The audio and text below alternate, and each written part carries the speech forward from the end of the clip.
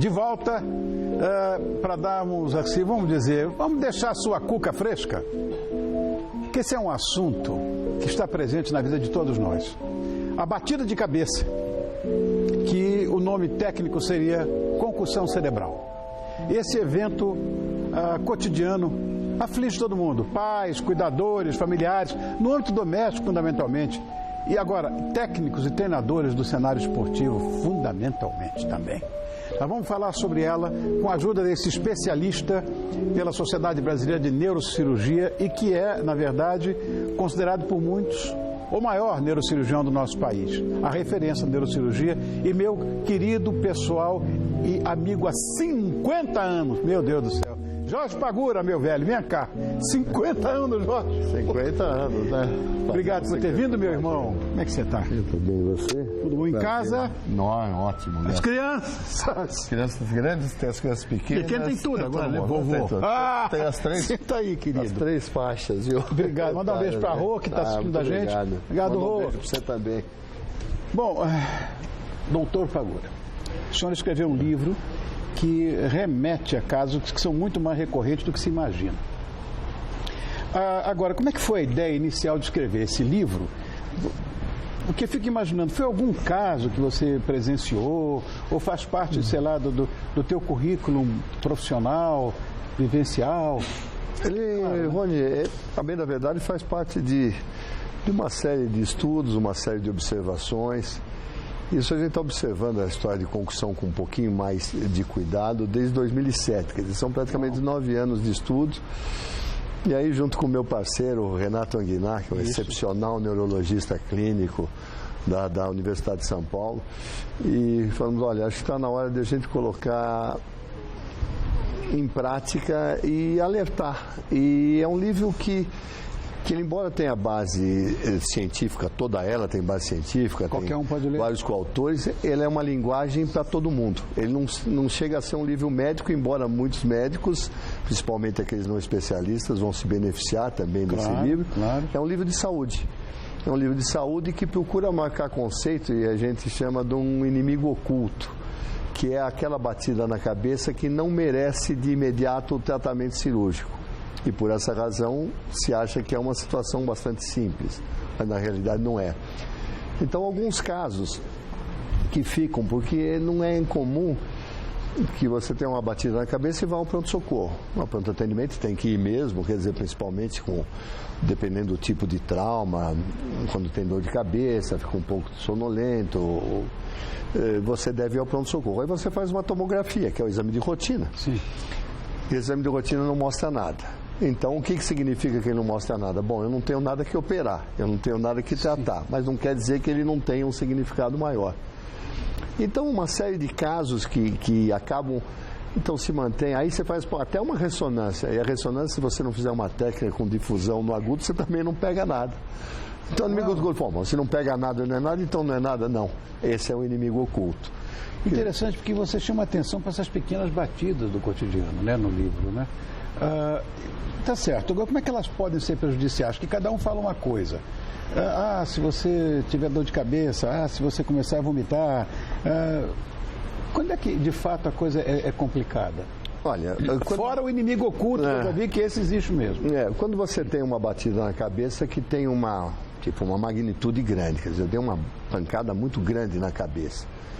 Depois eu passei a ficar com dor de cabeça, ou eu fiquei com uma sonolência exagerada. Se a batida foi forte, vá procurar um especialista, vá ao pronto atendimento, que pelo menos você vai tirar a dúvida daquilo que é cirúrgico. Não. Porque o que acontece? O cérebro ele fica dentro de uma caixa craniana, que não é lisa, ele não é justo, ele se move. E quando você tem qualquer tipo de batida na cabeça, há um deslocamento desse cérebro. Então, esse cérebro, esse deslocamento, ele acaba dando uma aceleração e uma desaceleração. E nessa alteração, você tem uma alteração de funções cerebrais. Se essa batida for enorme, for muito grande, ou ela fratura e forma um hematoma, ou como a caixa não é lisa, ela pode formar uma contusão. Mas, normalmente, esses traumas não tão grandes, eles acabam dando essa alteração.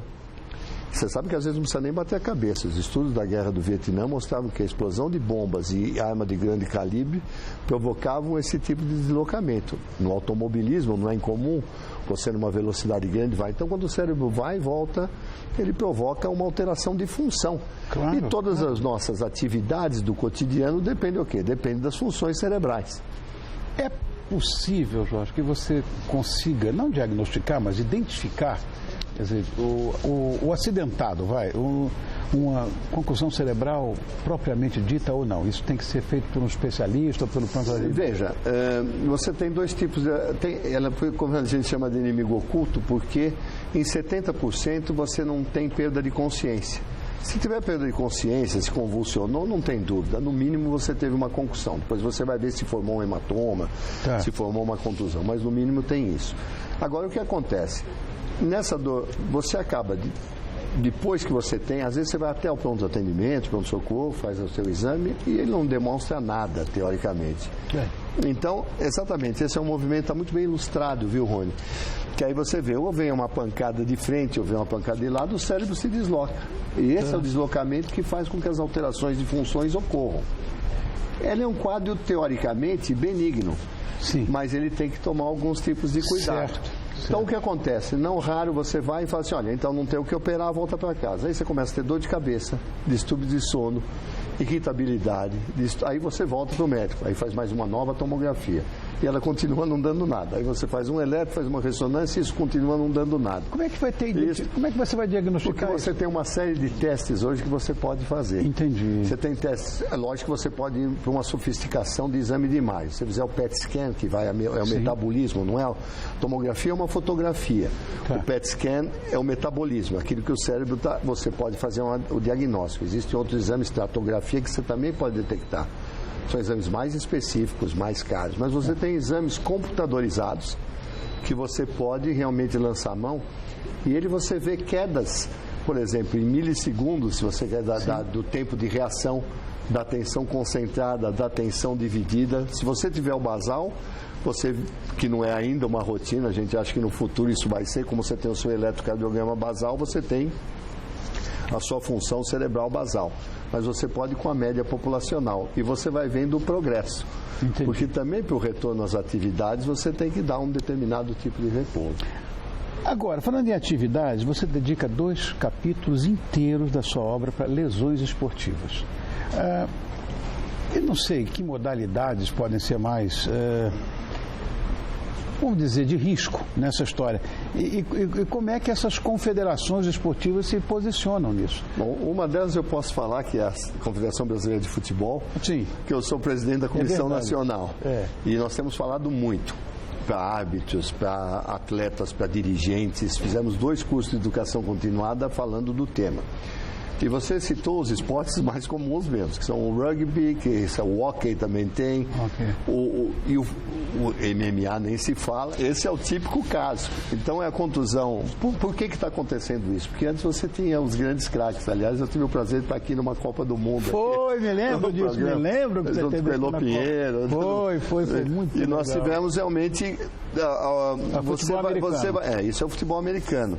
O futebol americano já tem todo esse impacto, que já é feito para esse impacto, mesmo com essa proteção, que acaba não protegendo nada. Mas o rugby não tem nada. O rugby não tem nada, tem uma série de concussões. Então, desses esportes começaram a nascer realmente a preocupação com aqueles esportes que não eram, que teoricamente você não teria que bater na cabeça do adversário, como é o boxe, como é o MMA, porque lá esse esporte já é inerente, você vai e bate na cabeça do adversário. Mas no futebol americano começou mais. E hoje eu vou te contar um detalhe.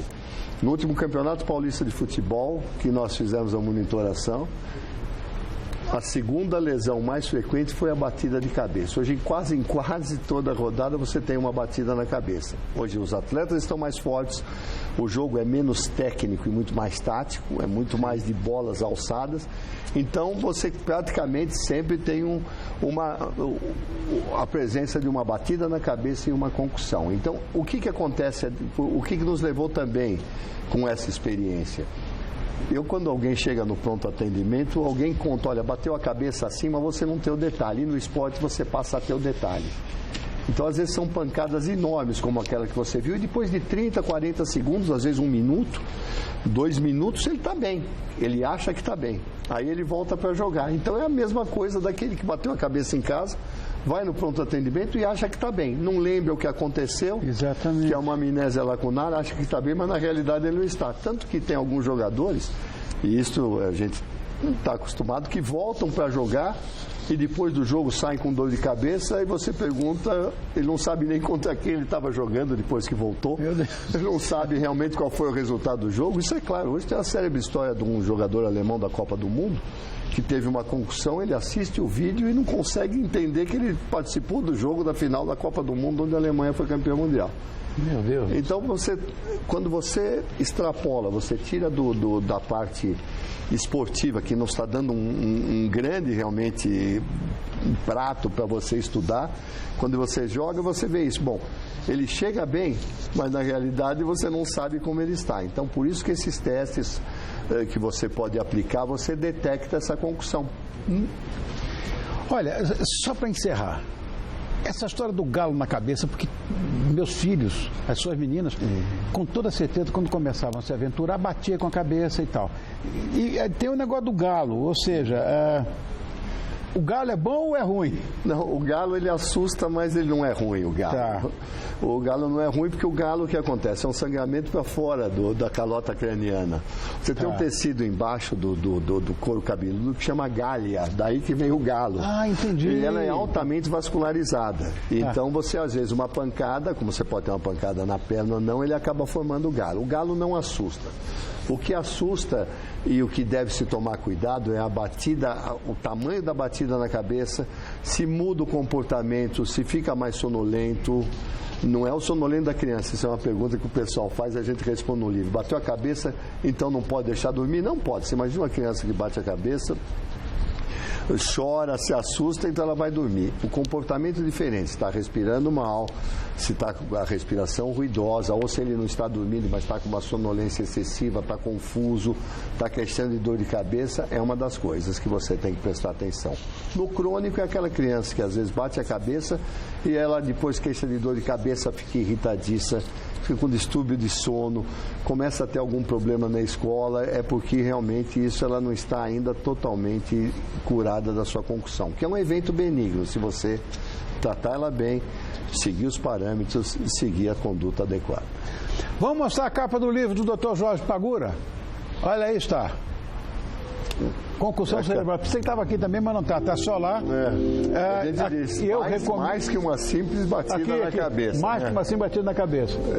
Obrigado por ter vindo, Jorge. Eu agradeço. Amo você, querido. Você é sempre bom. Obrigado. E nos dar essa oportunidade Obrigado, querido. No programa do seu nível. Amigo não vale, irmão não vale. Esse respeito e fixar um conceito. Isso que é o mais importante dentro desse livro.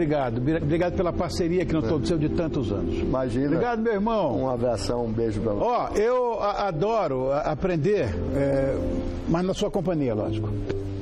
E já que hoje é quinta-feira, quase sexta, eu vou dar uma dica para você já ir esquentando os motores para o final de semana. A cantora Rihanna, que chamam de Rihanna aqui, ela liberou hoje o clipe completo do Sledgehammer, que é uma trilha sonora do Star Trek, os trackers antigos sabem, e Star Trek Sem Fronteiras, que estreia no Brasil no dia 1º de setembro. E nós, humildes terráqueos, estamos ansiosos. Então, aumenta o volume, embarque nessa viagem e amanhã estou esperando você aqui às 11 da noite. Beijo, até amanhã.